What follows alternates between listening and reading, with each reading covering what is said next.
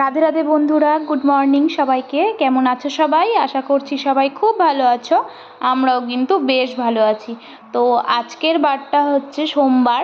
তো এখন বাজে ঘড়িতে ওই ভোর ওই 5টার মতো। তো এখন থেকে তোমাদেরকে সাথে নিয়ে আমি আমার আজকে ভিডিওটি শুরু করছি।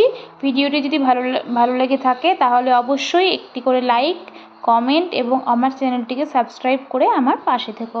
তো ভোরবেলা যে ভিডিওটা দেখলে, তো আমি ভোর চলে গেছিলাম একটু হাঁটাচলা করতে, একটু শরীরচর্চা করতে। বললাম না, এর আগের দিন ডাক্তারের কাছে গেছিলাম। তো ডাক্তার বললো, মানে কিছু আমি ব্লাড টেস্ট করিয়েছিলাম। তো ডাক্তার বললো যে থাইরয়েড হয়েছে। তো সেই জন্য আমাকে একটু হাঁটাচলা করতে বলেছে।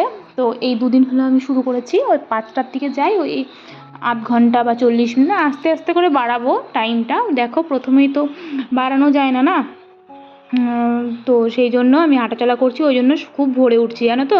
রোজ ওই 5টা নাগাদ উঠে পড়ছি। উঠে কিছুক্ষণ হেঁটে এসে তারপরে এই যে সংসারের সমস্ত কাজকর্মগুলো কিন্তু সেরে নিচ্ছি। দেখো, এই হেঁটে এসেছি, এসে নিয়ে আজকে ভেবেছি কি বলো তো, এই ঘরগুলো না ঝাড়বো। মানে ঝুল হয়েছে ঘরে, অনেক দিন যাবত না আমি কোনো ঝাড়াঝাড়ি আমি করতে পারিনি।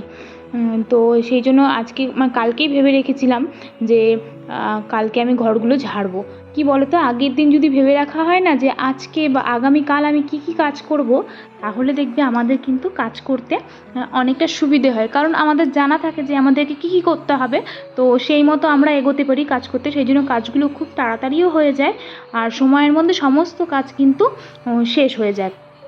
তো এই যে দেখো, প্রথমে ঘরগুলোকে ভালো করে ঝাড়াঝাড়ি করলাম। আর সব ঘর ঝেড়েছি, এই ঘর ওই ঘর, ডাইনিং, তারপরে সিঁড়ি, সব ঝেড়েছি। জানো তো, অনেকটা সময় লেগেছে। ভিডিওতে তো অতটা দেওয়া সম্ভব না, তাহলে পুরো দিনটাই কেটে যাবে তোমাদের আমার ভিডিও দেখতে দেখতে। প্রায় ওই 6টা থেকে এসে লেগেছি, 7:30 পর্যন্ত আমি ঘর ঝেড়েছি, জানো তো। আর ছেলের স্কুলও নেই। ছেলের স্কুলের দিনগুলোতে না আমি খুব একটা বাড়তি কাজ রাখি না। কারণ কি বলো তো, আমার এগুলো কাজ করতে অনেকটা দেরি হয়ে গেলে না, ছেলেটাকে স্কুলে পাঠাতেও আমার লেট হয়ে যায়। মানে গাড়ি চলে আসে, ও যেহেতু তোমরা জানো যে ও বাসে করে যায়, তো ছেলের না বাস চলে আসে। তো সেই জন্য না হয় না। সেই জন্য ওর যে 2 দিন স্কুল ছুটি থাকে, ও সপ্তাহে 5 দিন স্কুল থাকে, রবিবার আর সোমবারটা ছুটি থাকে। তো আমি চেষ্টা করি আমার যে এক্সট্রা যে কাজগুলো করার, সেগুলো আমি ওই 2 দিনই করার চেষ্টা করি। তো যাই হোক, সকাল সকাল এই দেখো ঘর বাড়ি সব ঝাড় দিয়ে চলে গেছিলাম স্নানে গিয়ে স্নান সেরে চলে এসেছি। এসে এই যে এখন নিজের স্কিন কেয়ারটা কিন্তু করে নিচ্ছি, আর তোমাদের সঙ্গে আজকে আমি আমার স্কিন কেয়ারটা শেয়ার করব। প্রথমেই আমি কিন্তু ইউজ করেছিলাম টলিমলির হচ্ছে মোচি টোনারটা কি বলবো তোমাদেরকে, ভীষণ ভালো একটা টোনার। মানে আমার এখন এটা ফেভারিট হয়ে গেছে। ভীষণ ভালো হাইড্রেট রাখে আমার ফেসটাকে। আর তারপরে কিন্তু আমি ইউজ করেছিলাম Dot and Key vitamin C serum. সেটাও কিন্তু ভীষণ ভালো। এতে রয়েছে ভিটামিন সি, যেটা আমাদের কিন্তু স্কিনের যে দাগগুলো থাকে সেগুলোকে কমিয়ে কিন্তু মানে ফেসের আমাদের একটা উজ্জ্বলতা ভাব নিয়ে আসে। তারপরে কিন্তু আমি ইউজ করলাম ডট অ্যান্ড কি একটা ময়েশ্চারাইজার, আর তারপরে আবার ইউজ করলাম ডট অ্যান্ড কি সানস্ক্রিন।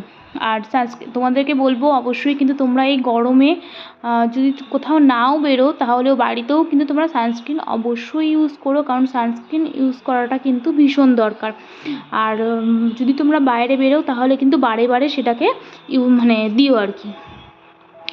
তো এই দেখো, স্কিন কেয়ার সেরে সোজা চলে এসেছিলাম একদম রান্নাঘরে এসে দেখলেই সেদ্ধ ভাতটা বসিয়ে দিয়ে আজকে না সেরকম রান্না নেই। কেন বলো তো, আজকে না আমাদের বাড়িতে চিকেন হবে। তো এই যে আর আমার শাশুড়ি মা তো চিকেন খায় না, আর আমাদের চিকেনটা না বাইরে রান্না হয়। দেখো, আমি যেখানে সবজি কাটছি, এগুলো পরিষ্কার করে আমি এখানেই রান্না করব। আমাদের মাংস রান্নার গ্যাসও আলাদা, বাসনপত্রও আলাদা। মাংস রান্না হলে না আমাদের বাড়িতে একটু ঝামেলা হয়।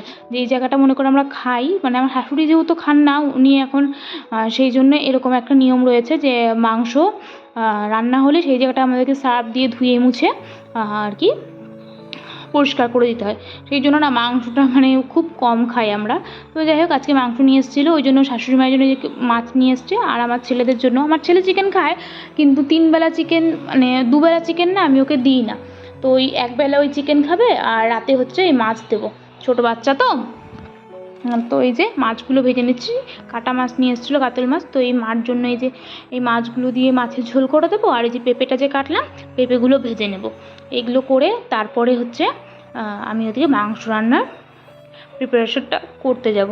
কারণ কি বলো তো, মাংসটা যে ধুয়ে রাখবে আগে সেটারও উপায় নেই, এই রান্নাগুলো করে তারপরেই তোমাকে যেতে হবে মাংস রান্না করতে, প্রচণ্ড ঝামেলা হয় জানো তো। তারপরে এই যে সকালের খাওয়াটাও খেয়ে নিয়েছি, আর তোমরা তো জানোই সকালে আমরা ভাত খাই। ওই যে আজকে হচ্ছে সেদ্ধ ভাত, তার সঙ্গে একটু ডিম আর মাছ নিয়েছিলাম। তো তারপরে এই যে, আর এই পেঁপে ভাজাটা তোমরা খেয়েছো, এই কালো জিরা ফোড়ন দিয়ে না ভীষণ ভালো লাগে খেতে জানো, একটু চিনি ফেলে দিয়ে।